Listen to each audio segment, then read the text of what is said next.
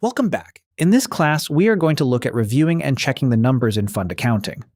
Up to this point, we have seen how fund activities are recorded. But recording a transaction is only the beginning. Before financial reports can be trusted, the balances need to be checked, supported, and reviewed. Let's quickly recap where we are in the Fund Accounting Basics series. We first learned what a fund is and who the key parties are. Then we followed how money moves through a fund, what fund accounting is responsible for, and how simple fund transactions are recorded. After that, we looked at the real-life role of the fund administrator. Today, we are moving to the next stage: reviewing and checking the records. The main question during a review is very simple. Does the accounting match reality? Fund accountants compare the accounting records with supporting information from outside the accounting system. They ask whether the recorded cash matches the bank, whether the investments match the investment records, and whether investor balances agree with the capital activity. They also check whether income and expenses are complete and whether the closing balances make sense. The records should reflect what actually happened in the fund. Let's begin with cash. Imagine the accounting system shows a cash balance of $500,000, but the bank statement shows $495,000. There is a difference of $5,000. At this stage, the balances do not reconcile. The fund accountant must identify and explain the reason for the difference. For example, a payment may still be outstanding, a bank fee may not have been recorded, a receipt may be missing, or an amount may have been entered incorrectly.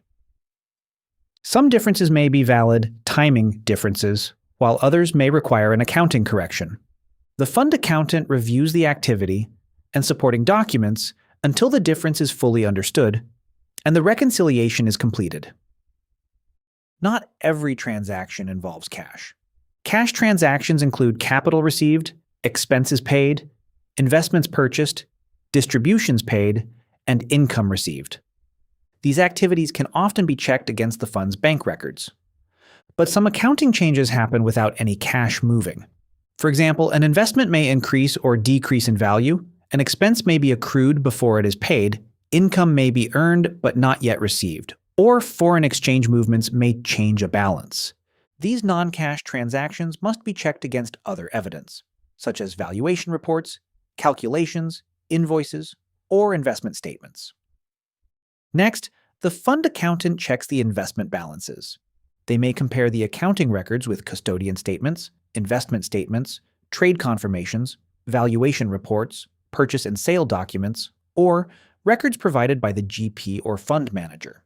They check what the fund actually owns, how many shares or units it holds, the recorded cost, the current value, and any purchases or sales during the period.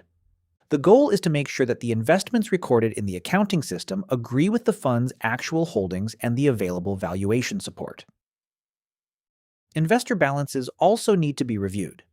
Each limited partner has a capital account that reflects their activity in the fund. The accountant reviews capital contributed, distributions received, the investor's share of profit or loss, any allocated fees or expenses, transfers, and the ending capital balance. The basic logic is straightforward. We begin with the investor's opening capital, add contributions, and their share of profit or loss, then subtract distributions. The result should agree with the investor's ending capital balance. Each investor's balance should be supported by their actual activity. The fund accountant also reviews income and expenses. They check whether all income has been recorded and whether expenses are included in the correct accounting period. Expenses should be supported by invoices or other documents. Accrued expenses should be included even if they have not yet been paid. The accountant also checks for duplicate entries and confirms that investment income agrees with dividend, interest, or other supporting records. The goal is to make sure the fund's profit or loss includes the right activity for the right period. So, what is a reconciliation? A reconciliation is simply a comparison between an accounting balance and another reliable source of information. Cash is compared with the bank statement. Investments are compared with custodian or investment statements. LP capital balances are compared with capital activity records. Income may be compared with dividend or interest statements, and expenses may be compared with invoices and payment records. If the two sources do not agree, the difference must be investigated and explained.